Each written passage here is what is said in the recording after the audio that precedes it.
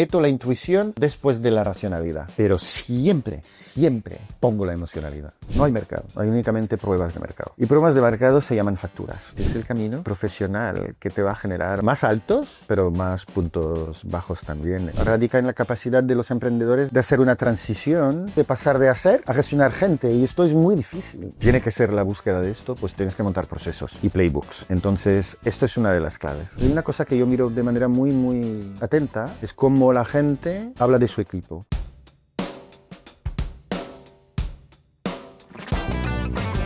Bienvenidos a No Surrender, el podcast donde tratamos con personas que son emprendedores, inversores y personas que realmente nos aportan mucha experiencia hablando de su trayectoria profesional.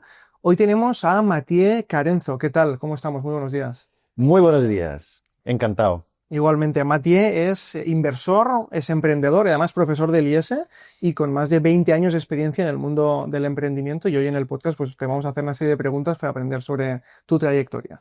Sí, también nos gustaría indagar un poco que has trabajado en diferentes continentes como Asia y América. Y bueno, también queremos ver tus dos puntos de vista, tanto de emprendedor como inversor. Así que bueno, empezamos por las dos preguntas rápidas. La primera pregunta sería, ¿algún aprendizaje profesional que en su momento no acabases de aceptar, pero que hoy no negociarías? En mi educación y en mi formación me han metido en la cabeza que liderar pasa por gestionar equipos. Pero yo creo que somos muy pocos los que somos capaces de liderar equipos, de gestionar gente. Pero hay otras formas de liderar. Y a mí, cuando yo tenía como 19 años en la universidad, hay un profe que me dijo, Mathieu, yo creo que tú no tienes las habilidades y las capacidades para ser un manager, para gestionar equipos. Y realmente lo viví muy mal, pero tenía razón. Tenía razón, lo que pasa es que yo me di cuenta a los 40 años. ¿Por qué? Porque nos están engañando en decirnos que el éxito es gestionar equipo. El éxito puede ser de diferentes maneras. Y el éxito es adecuar lo que son tus capacidades con algún sentido de propósito, de misión. Y entonces tendría que haberlo escuchado, porque entonces no hubiera perseguido ser gestor de equipo durante 20 años y me hubiera dedicado a liderar de otra forma, escribiendo, dando clases, invirtiendo. Así de... Y la siguiente es, ¿inviertes más por intuición o por análisis? Por análisis primero y por intuición segundo. Meto la intuición después de la racionalidad. Pero siempre pongo la emocionalidad. Pues Matt, cuéntanos un poco tu trayectoria hasta el día de hoy. Mira, tengo una doble vida. Doy clase en el IES de creación de empresa y cómo invertir en startups, que es como que lo que hago por la mañana. Y por la tarde, pues, invierto en startups. Así no voy contando únicamente teoría, pero también práctica. He llegado a Barcelona, a España, hace más de 20 años y no tengo planeado irme. Mati, como acabas de contestar, llevas más de 2 décadas dedicándote al mundo de la inversión, del emprendimiento. Si echamos la mirada hacia atrás, ¿hay algún momento en que dijiste, este es mi sitio, aquí tengo que quedarme? Trabajé muchos años en multinacional, bueno, muchos años. Los primeros años en Danone, en Airbus, y no es que me iba mal, pero no era el entorno adecuado para mí. Entonces, también mi familia, mi padre era emprendedor, mi madre psiquiatra, pero siempre tuvo su propio oficio, entonces necesitaba libertad. Entonces se ha ido construyendo. Siempre ha sido como mi brújula y llegando a los 30 años decidí que tenía que seguir mi brújula, cosa que no estaba haciendo antes. Entonces, por ahí de los 30. Antes has comentado que en esta doble vida has evaluado más de 200 operaciones. ¿Cómo dirías que ha cambiado tu criterio a la hora de decir, vale, esto sí o esto no? A ver, en principio, la inversión en empresas emergentes es un juego de portfolio en el cual tienes que hacer muchas y tratar de ser lo más racional posible. Lo que pasa es que te das cuenta que evolucionando y haciéndote más viejo o más sabio, te das cuenta que una cosa es la racionalidad y tu análisis a nivel de criterios muy específicos de KPIs, etcétera, pero que luego al final son equipos los que llevan estos proyectos. Entonces, he ido evolucionando en una fase de análisis, en una primera fase racional y luego emocional. Es decir, siempre y cuando las startups cumplen con algunos criterios de crecimiento, de mercado, de modelos de negocio, todo esto lo valido de manera muy racional, es el primer paso. Y luego lo pongo de lado y miro a la gente. Y busco gente que tengan empatía. Porque a la hora de invertir en startups, el éxito de una inversión radica en la capacidad de los emprendedores de hacer una transición de expertos, de artesanos a managers. Y de alguna forma de pasar de hacer a gestionar gente. Y esto es muy difícil. Yo, de hecho, soy el primero en ser bastante malo en hacer esto. Es decir, hacerme se me da bien, gestionar se me da mal. Entonces invierto en gente diferentes a mis propias capacidades. Entonces, racionalidad pura en una primera fase y luego intuición y emocionalidad, porque al final este juego de invertir en startups no es invertir y tomar el control. Es escoger bien.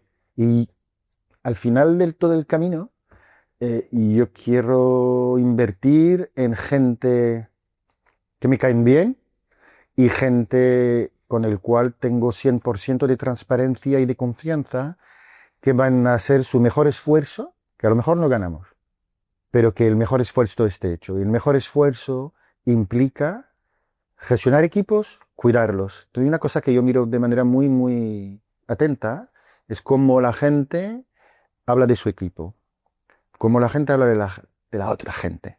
Porque yo creo que hay que ser optimista, positivo y tú tienes que querer tu equipo si quieres que vayan contigo. Entonces, toda esta empatía que yo busco en los fondos, me doy cuenta que cada día coge más importancia. Ahora, Matías, nos comentabas los criterios que tienes a la hora de invertir o de seleccionar diferentes empresas. Me imagino que con el paso de los años habrás cambiado mucho tu criterio. ¿Hay alguna idea preconcebida que tuvieses al principio que ahora con el paso de los años sea distinta? Sí, a ver, los criterios no han cambiado tanto, fíjate. Pero la perspectiva de los criterios sí que ha cambiado. Por ejemplo, cuando tú inviertes en startups y siempre vas a escuchar que necesitas encontrar un mercado grande o enorme. Lo que pasa es que esto es como un wishful thinking, es una esperanza a futuro de que el mercado sea grande. Y yo creo que lo más importante es que sea accesible. Es que los emprendedores y las emprendedoras tengan muy claro que el juego de las startups no es un juego top-down. No es hoy el mercado de la kombucha, que ya está muy de moda, en España es de 223 millones, por lo tanto, si cogemos el 10%, pues nos hace 22.3 millones, ¿no? Eso tiene sentido cuando tú hablas de una industria o empresas ya asentadas en el cual tú puedas proyectar datos históricos, pero una startup no puedes. Entonces, lo que importa es que este mercado sea accesible. Entonces, hay un dicho francés que dice no hay amor, hay únicamente pruebas de amor. Que me gusta mucho esto, pero yo lo aplico al mercado. No hay mercado. Hay únicamente pruebas de mercado. Y pruebas de mercado se llaman facturas. Todo lo otro, 100% de los emprendedores te dicen que van a vender. Por lo tanto, el mercado tiene que ser grande, sí, pero accesible. Con pruebas o con una visión muy clara, bottom-up, de cómo vas a llegar a estos clientes. Y por qué estos clientes. Y qué características tienen. Al final, yo busco aprender de los emprendedores. Si la información que me den los emprendedores en su proyecto la puedo encontrar en ChatGPT o en Google, pues probablemente no sea el equipo adecuado. Y bajando un poco más al detalle, has invertido en startups como Globo, también VidaWay. ¿Nos podrías decir cuál es el patrón invisible a aquellas startups que ves que realmente despegan? Ambición de los emprendedores, equipo de founders complementario, transparencia y honestidad importante. Es decir, una de las cosas que me impactó, por ejemplo, en Oscar, es la segunda pregunta que le hice cuando estaba haciendo el fundraising. Me dijo, no sé. Es que no tengo la menor idea. Me encantó. Me llamó 2 días después y me dijo, oye, by the way, esta pregunta que me has hecho, me lo he pensado, me lo he currado un poco y ahí va mi respuesta. Entonces, no sabes todo, pero vas a aprender y vas a crecer. Y luego, lo que yo te decía antes, es decir, un número de horas infinito, mucho trabajo, pero mucho trabajo hacia la gente, no hacia el hacer. Y luego, bueno, procesos. Si tú quieres una empresa que vaya más allá de ti, en el cual de alguna forma como emprendedor te haces prescindible, que tiene que ser la búsqueda de esto, pues tienes que montar procesos y playbooks. Entonces, esto es una de las claves. A día de hoy llevas un portfolio de entre 20 y 25 startups, más o menos. Realmente es un panorama muy exigente. ¿Cómo lo haces sin perder esa cercanía con el emprendedor y sobre todo sin dejarte la salud en el intento? Excelente pregunta. Hago lo que puedo. Tienes razón. De hecho, 25 es probablemente sea el máximo, ¿no? Lo que pasa es que me gusta y es mi vida. Entonces, no puedes tener la misma cercanía con 25 emprendedores o grupos de emprendedores. Eh, y ahí entra, es decir, te voy a decir, Alex, la teoría. La teoría que no sigo es, como tú inviertes para luego tener un retorno financiero el más elevado posible, lo que tú deberías de hacer es pasar tiempo con los funders o los equipos que son los más probables a generarte este retorno, ¿no? Eso sería la lógica teórica. Lo que pasa es que somos humanos. Y tú puedes tener una relación muy cercana con unos emprendedores que tienen dificultades, que no encuentran por market fees, y luego una relación puramente transaccional con algunos que les va muy bien. Entonces, a tu pregunta, mi respuesta sería malamente. Pero yo busco relaciones no transaccionales. Es decir, le dedico a alguien que me ve como una cartera, pues le voy a dedicar el tiempo que le dedico a mi cartera, que es nulo.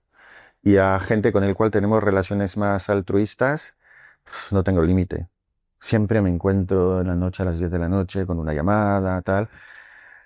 Pero me gusta, así que no me quejo. Imaginándolo un poco más al detalle, Matt invierte sobre todo en SaaS y Marketplace B2B y B2B B2C. Entonces, ¿qué tipo de modelos encaja bien con tu forma de entender la innovación? Los modelos SaaS tienen una virtud maravillosa, es que empiezas el primero de mes con la facturación del mes anterior. Entonces siempre vas a más. Por eso Business Angels y Capital Riesgo buscamos este tipo de modelo de negocio. Ese es el más adaptado a la innovación. Depende, yo creo que es el más adaptado a lo que sería una innovación incremental, en el cual básicamente vas adaptando tu modelo, tus features de product a lo que necesita el mercado y entonces punto a punto, ¿no? Ahora, si tú tienes una ambición de una innovación totalmente radical, que sea a nivel de business model o de tecnología, aquí yo creo que el modelo de negocio o el modelo de monetización tiene que ser... no sé cómo tiene que ser, pero sí tengo muy claro que no tiene que ser el focus inicial. Es un error que hacen muchos emprendedores a veces, es de querer monetizar demasiado pronto o de calzar un modelo de negocio que le mola a los inversores. Entonces, los inversores siempre te van a decir, quiero recurrencia, quiero SaaS, etc. Pero a lo mejor tu mercado necesita otra cosa. En España sabemos que recurrencia, suscripciones, tanto en B2C como B2B es difícil. No tenemos esta cultura. Por lo tanto, en función del tipo de innovación que vayas ambicionando, yo creo que el modelo tiene que cambiar. Entonces, no hay una respuesta, ¿sabes? Un one size fits all para todo tipo de innovación. Matías, no todas las inversiones siempre son exitosas. Habrá muchas que habrán fracasado, me imagino, después de 20 años de experiencia. ¿Cómo gestionas emocionalmente ese impacto de fracaso? Y que no sé si hay algún hábito o alguna técnica. Tengo 25 participadas. Se me muere una. Me voy a dormir igual, tío. Y eso es la belleza del oficio del inversor, es que al final tu riesgo está dividido en varias empresas. Por lo tanto, me molesta que una de mis participadas se muera, me molesta que no estemos creando valor como lo pensábamos, que los empleos que se habían creado, pues, se vayan al traste. Pero al final, yo soy un accionista minorista de una empresa que no ha salido bien y tengo 24 más. Entonces, mi forma de gestionar esto es la diversificación, cosa que soy absolutamente consciente, es muy diferente para los emprendedores. Y en mi trayectoria de emprendedor, el sufrimiento, la pérdida de sueño, el estrés ligado a cerar, no tenía nada que ver. Era infinitamente mayor a lo que yo vivo hoy en día en mi labor de inversor. Por otro lado, estás a los dos lados de la mesa, tanto inversor como emprendedor. Realmente, ¿cuáles crees que son los errores más frecuentes que comete un emprendedor a la hora de pues, negociar su primera inversión? El error principal en las fases iniciales es querer levantar dinero demasiado pronto. De alguna forma, querer externalizar el riesgo financiero a otro cuando todavía básicamente estás en fase de idea. Es decir, las primeras fases te las tienes que comer tú. Te las tienes que comer de dos formas. Primero, el coste de oportunidad. Si tomar la decisión de dedicarte 100% a este proyecto emprendedor en lugar de ir a trabajar y ganar dinero para cuenta ajena, eso es un primer sacrificio, pero que es indispensable.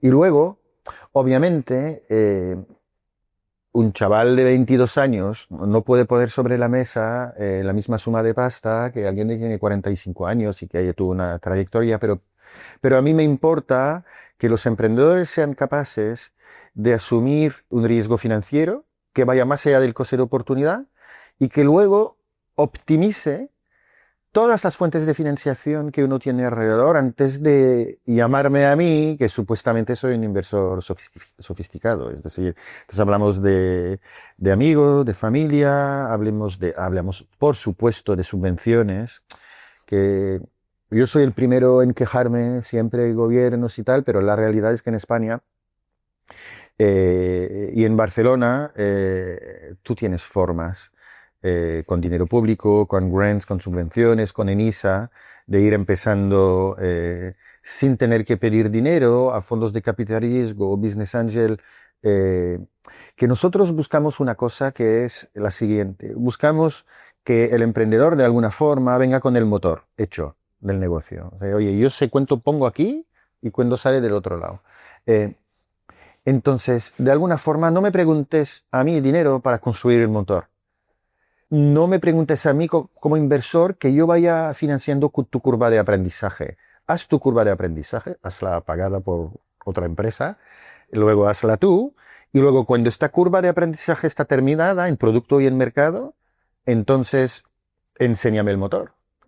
Y si este motor, que es lo más común, de manera orgánica, no te permite ir más rápido, te ayudo. Entonces, error fundamental, levantar demasiado pronto y luego, a medida que vas creciendo y vas avanzando en tus rondas, el error, no sé si es un error o si es una realidad, es que tienes que entender muy bien que los intereses financieros y el alineamiento de cada uno de tus inversores son diferentes y tienes que gestionarlo.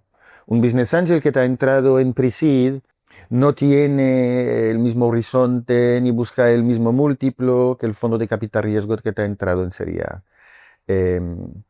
Por lo tanto, cuando llegan otras rondas, secundarios, etcétera, esto lo tienes que gestionar de una forma muy, muy cercana. Y eso es lo que yo te decía un poco, es esta fase de transicionar de emprendedor a empresario. Por lo tanto, no levantar demasiado pronto y luego gestionar el cap table en interés de todos. Ahora más nos gustaría hablar un poco de tu libro, que es Hablando en Plata. Es curioso porque desde el inicio ya dices que con este libro no buscas agradar, sino provocar. ¿Crees que realmente falta esa verdad incómoda en el ecosistema? Sí, yo estoy harto de esto de que todos vamos a ser Elon Musk y Zuckerberg. Esto es muy difícil. Esto es muy difícil. Es el camino profesional que te va a generar más altos, pero más puntos bajos también. Y por lo tanto yo creo que tiene mucho más sentido tener transparencia, decirlo, dar herramientas de cómo gestionar esto, que pretender que no es así. Yo siempre digo una cosa, y esto es particularmente en las fases iniciales, está el primer dilema En el capítulo 1 del libro hablo de los 10 dilemas, ¿no? Pero el primero de cualquier emprendedor es, oye, ¿lo monto o no lo monto? ¿Me quedo donde estoy, que tengo mi salario a fin de mes, o me responsabilizo de ahí de la cuenta de resultados y a ver si hay o no? Y yo siempre digo lo siguiente, ¿vas a trabajar más? ¿Vas a ganar menos o nada? Esto no sabes cuánto tiempo va a durar. Y lo peor de todo, porque a lo mejor dura toda la vida. Entonces, eso es la única realidad, la única promesa que te puedo hacer. Y sería engañarte, decirte que no es así. Entonces, y de hecho, yo estoy convencido que nos hace falta más conocimiento en nuestro ecosistema emprendedor, pero en general, en la sociedad en España hay una falta de conocimiento, creo, de los retos del emprendimiento. Y no lo arreglamos escondiendo, ¿sabes? Poniéndolo ahí, no sé, debajo del tapete. Lo arreglamos con transparencia, educación y formación. Entonces, ahí está mi misión. Y también quería destacar que dedicas un capítulo al ego como veneno silencioso en las startups. Entiendo que es lo que más has visto durante tu trayectoria con todos los proyectos que has llevado. Que está relacionado a lo que yo te decía antes del no lo sé. Es decir, tú no puedes saber todo. Tú no vas a llegar a tener éxito si no montas un equipo. Tú no vas a tener éxito de una empresa de altísimo crecimiento si no construyas un equipo, procesos que pueden hacer que tú seas menos importante. Y el ego lo que hace es que te lleva a pensar que tú eres indispensable. Y si tú eres indispensable, pues monta un despacho de 2, 3 amigos. Y ya está. Pero no me preguntes a mí que yo te ponga el dinero para que montes un equipo extraordinario. Entonces sí. Y fíjate que yo estaba pensando antes en la moto, en el camino. El ego es una cosa difícil. De hecho, yo con el libro se me ha subido el ego. Porque lo ocurre mucho tal, y se vendió mucho más de lo que yo pensaba. Y luego entonces la gente te empieza a decir lo maravilloso que es, etcétera. Y el problema es si te lo empiezas a creer. Y ahí, si te lo empiezas a creer, crees que tienes razón. Y no, hay que evitarlo. ¿Y cómo has gestionado esta subida de ego? A ver, yo creo que tienes que abrazar la vanidad, ¿vale? Es decir, yo creo que tienes que hacer un autodiagnóstico de qué es lo que te hace feliz. Y si te hace feliz, y a mí me hace feliz, que el libro se venda y que la gente me diga que está muy bien. Ahora, abrázalo, cógelo, un tiempo aceptado y luego ponlo de lado. Y bueno, mira, hay una cosa que a mí me sirve un montón, es que llego a casa y mi mujer y mis hijos me bajan enseguida. Enseguida. Y esto, al final, yo creo que estar bien rodeado de dos formas. Rodeado en casa de gente que te quieren y que te cuiden en el sentido de que no te dejan subir los humos. Y luego los emprendedores, y yo creo que todos necesitan grupos de apoyo, grupos de pares que están viviendo lo mismo. Porque el ego a lo mejor lo tienes aquí porque acabas de cerrar un supercontrato o te han metido 5 millones y ya te crees que...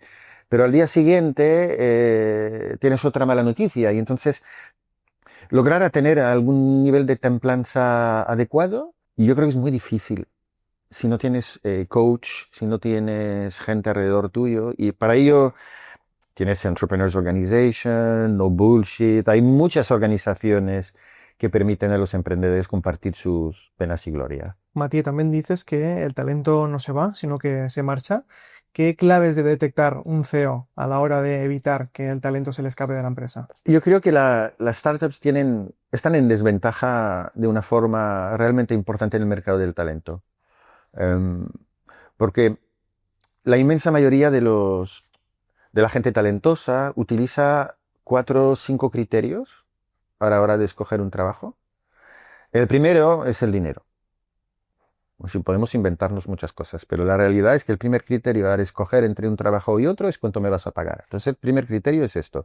Las startups no pagamos bien, ¿vale? Segundo, la proyección que yo te puedo ofrecer dentro de la empresa.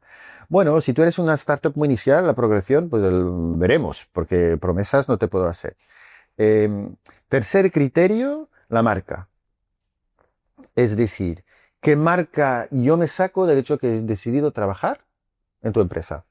Entonces, Globo hoy sí, pero Globo hace 10 años no. Entonces, a ver, no te pago bien, no te doy marca, no te doy proyecciones, no te doy ningún tipo de beneficio social que sea. Y además, el equilibrio entre la vida profesional y la vida personal, pues tampoco te la puedo prometer. Hombre, es complicado, ¿eh? Pero, las startups tienen tres cosas que, que yo creo son absolutamente importantes que desde el principio que te permiten atraer estos talentos. Primero, el propósito. Yo siempre pregunto, oye, el propósito de Amazon, ¿qué es? El propósito de Google, ¿qué es? El propósito de Facebook. Pero bueno, el propósito de Endesa, ¿eh? Tampoco quiero estigmatizar los unicorns americanos. Es decir, que a medida que vas creciendo, a medida que vas siendo importante, el propósito se diluye y entramos en zonas que son zonas más de crecimiento, de P&L, etc. Y yo creo que esto es una regla de oro. Todas las empresas funcionan de la misma forma. Siendo una startup, tú puedes tener un propósito. Yo tengo, por ejemplo, te voy a dar un ejemplo específico de una de mis participadas que se llama Trioteca. Trioteca es un comparador de hipotecas. Compite con Idealista, compite con iAhorros, pero básicamente su misión es, yo te voy a dar a ti que quieres comprarte tu primera casa, tu segunda casa, en general digitalizado, tal, te voy a dar el mejor deal. No te voy a dar, voy a comparar las 34 licencias de banca que hay en España y en base a las informaciones que tú compartes conmigo, voy a ayudarte a tener mejor tasa de interés para que tú puedas acceder a una vivienda, que es una cosa que en España es problemática. Joder, es un propósito que mola. Y entonces, tú puedes ir a Deloitte, a KPMG, pero también puedes ir ahí. ¿Te voy a pagar menos? Sí, pero te va a dar un propósito. Y como yo soy una startup, te puedo dar otra cosa que las grandes empresas no te van a dar. Te voy a dar la hipotética participación en un éxito futuro. Yo puedo compartir acciones, te puedo poner phantoms. Esto, hoy en día, pues vale lo que vale. Pero en el futuro, si hay éxito, pues a lo mejor esto dará más. Entonces, propósito, compartir éxito. Y luego hay otra cosa que es absolutamente primordial y que tiene que formar parte de las culturas de las startups, que es abrazar la diversidad. Hay una... Si te vas a Madrid y a la Torre Picasso, y tú miras a la gente que entra y sale, son todos iguales. Te vas en diagonal, donde el edificio este grande de la Caixa y tal, y por ahí, la gente son todos iguales. ¿Por qué? Porque la cultura de una empresa, a medida que va creciendo, es una cultura que se hace muy efectiva, que es diferente a coger el mejor talento. Tú sabes muy bien quién entra en Boston Consulting Group. Tú sabes muy bien qué tipo de gente entran en Telefónica. Y esto es un 4, 5, un 6% de la población. Es decir, que las grandes empresas dejan talento fuera. Y dejan talento que es diferente a una cultura que poco a poco se va a hacer muy, ¿cómo te diría? Muy instrumentalista. Y os voy a contar una historia que me ocurrió hace algunos meses, que me impactó mucho en este sentido y que ya está dentro de mi matriz. Julia, que comentabas, oye, ¿cómo identificas? Es una experiencia que yo he vivido en una participación mía que se llama Amphora Logistic, que es el mayor 3PL, es decir, transporte y logística para e-commerce a nivel español. Y yo iba al consejo y entro, es una historia que he contado ya varias veces, pero yo creo que es muy relevante. Entró en la oficina y se me echó encima un perro enorme, uno de estos perros de tamaño humanos, no sé, 1,80 m, una cosa. Y yo no me siento muy cómodo con los animales en general y los perros en particular. Entonces me echa encima y empiezo a gritar, casi lloré. Entonces hay alguien que viene detrás de mí, que coge el perro, me lo quita y ahí veo 4 peros más. Digo, ¿qué coño pasa aquí? Y entonces, yo estaba bastante alterado, ¿eh? Entro en en la sala del consejo, empiezo a hacer comentarios desagradables, tipo, oye, aquí se viene a trabajar, ¿qué coño pasa? Además, lo estáis haciendo con mi dinero, bueno, súper borde. Y luego Adri, que es el CEO, me dice, oye, tú, tranqui, siéntate, tómate agua y tal. Y me dice, ¿tú ves la chica ahí? Y sí, le digo, sí, la veo muy bien. Y se llama Monse, y la ves. Tiene el pelo azul, tiene piercing, no sé, 15, y tatuajes por todo el cuerpo. Y le digo, sí, la veo muy bien. Me dice, mira, representa a día de hoy 54% de los leads digitales cualificados que generamos. Qué bueno. Y me dice, tiene una condición, viene con los perros. ¿Qué hago? Y le dije, mira, si quiere venir con más perros, más gatos, no me importa.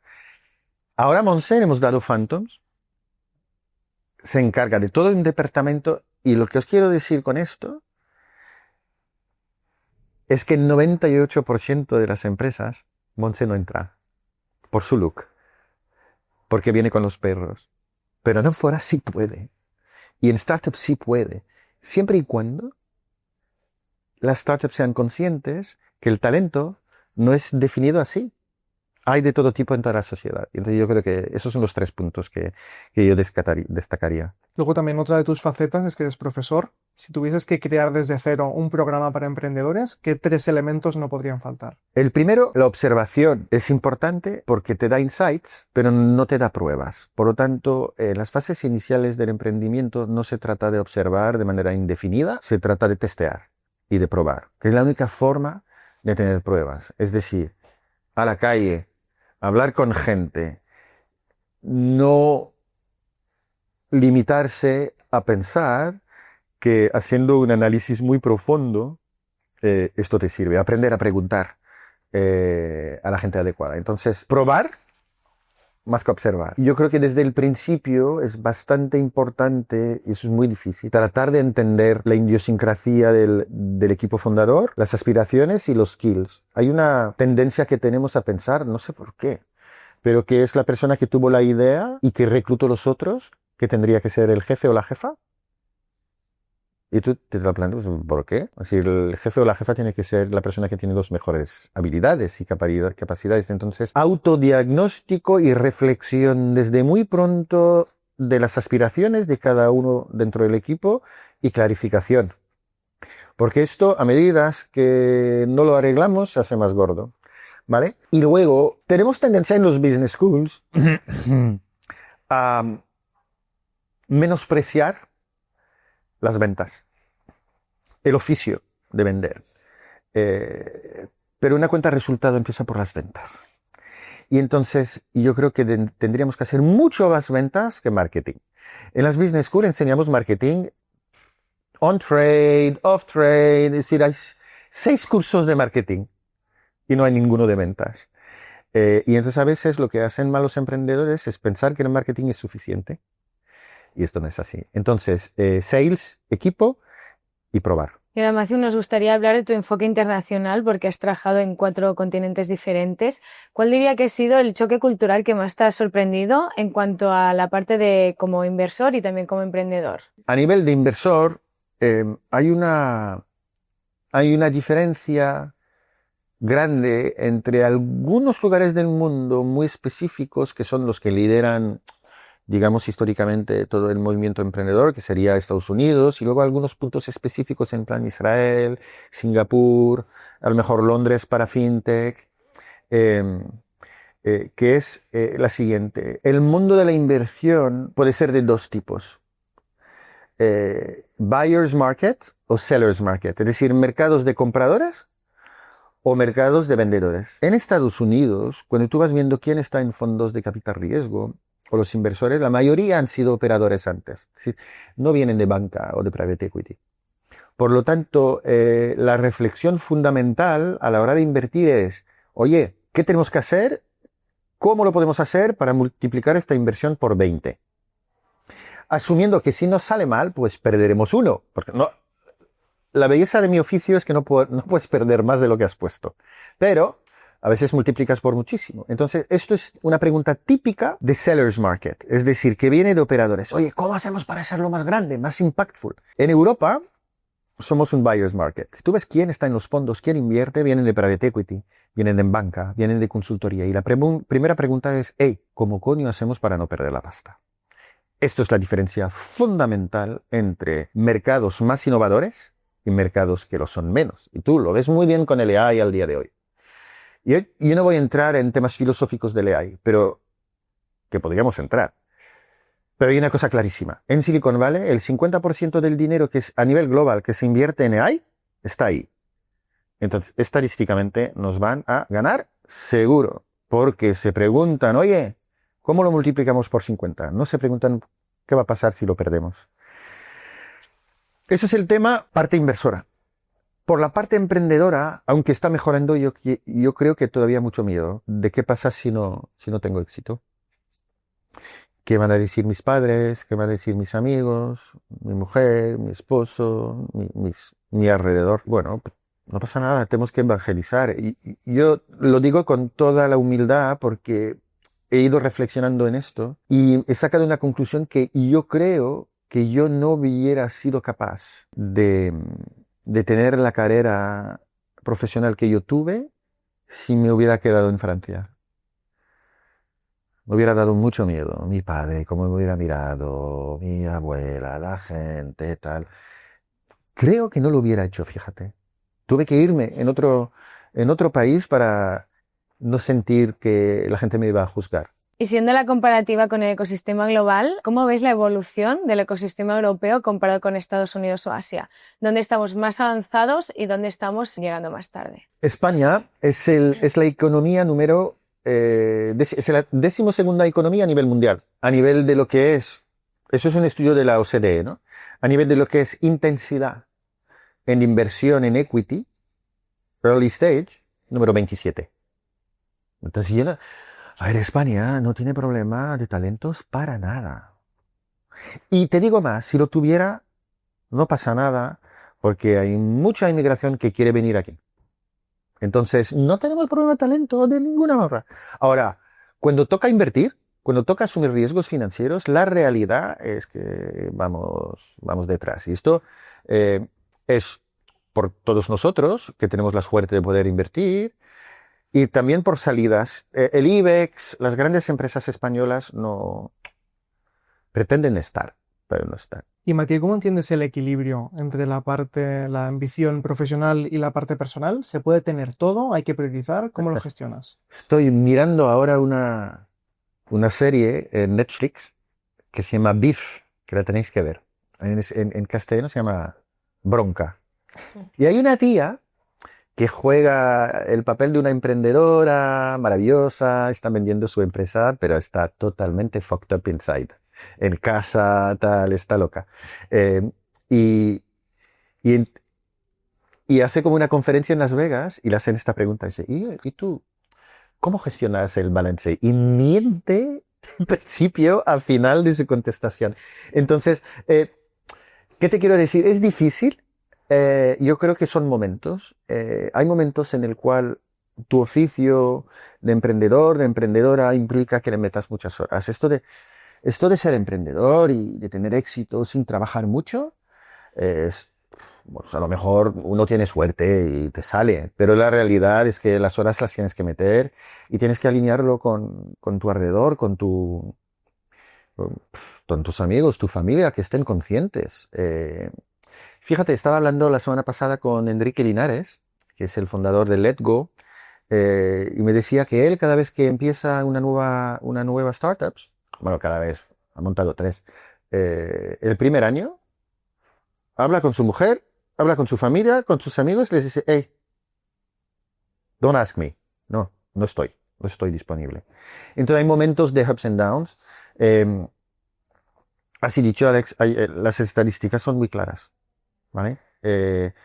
Los emprendedores tienen un un índice y un porcentaje de divorcio superior a los otros colectivos de la sociedad y un porcentaje de burnout superior. Esa es la realidad. Te puedo decir el contrario, pero te estaría mintiendo. Ahora, repito, grupos de pares, alineamiento en casa y bueno, deporte.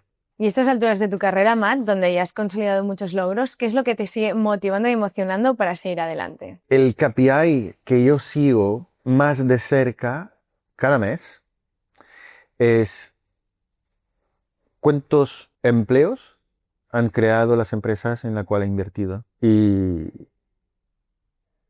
me enorgullezco del tema de esto. Porque yo creo que, a ver, tenemos un paro juvenil absolutamente terrible. Tenemos salarios que son dentro de los más bajos de Europa y esto lo cambiamos creando empresas. Por lo tanto, aportar mi granito de arena en esto es lo que me hace feliz. Y para ir terminando ya el podcast, ¿hay alguna verdad incómoda que hayas aprendido con los años sobre el éxito? Cuando tú tienes éxito financiero, es un reto guardar la transparencia y las mismas relaciones con tus amigos que a lo mejor no han tenido este éxito. Y esto es un trabajo a diario. Porque, como os decía antes, si no lo cuidas, te lo acabas creyendo. Y esto en particular, cuando tú eres inversor, es una catástrofe si te lo acabas creyendo. Porque yo invierto participación minoritarias en startups. Por lo tanto, mi éxito es únicamente el resultado de que los emprendedores tengan éxito. Es decir, yo no existo, o mi éxito financiero no existe sin los emprendedores. Entonces, yo soy el resultado, la consecuencia, no al revés. Y cuando los inversores, los fondos de capital, empiezan a contarles a los emprendedores lo que tienen que hacer, es donde ya empezamos un camino equivocado. Pues Matt, es hora de despedirnos. Has dado consejos muy interesantes y la verdad que esto daría para 1, 2 o 3 podcasts más. Así que muchas gracias por tus palabras y estamos encantados de que hayas venido aquí. Encantado. Y si quieres, repetimos. Para el siguiente libro te invitamos otra vez al podcast. Gracias. Perfecto. Gracias, Matthew, sobre todo por las enseñanzas que nos has traído. Eres un perfil emprendedor que aquí en No Surrender nos gusta mucho pues, aprender de vosotros y espero que hayas estado cómodo. Y gracias también a los oyentes que están ahí cada 2 semanas con nosotros. Espero que os haya gustado el episodio. Comentad, darle like, seguidnos en todas las redes sociales y nos vemos en el próximo episodio. Hasta pronto.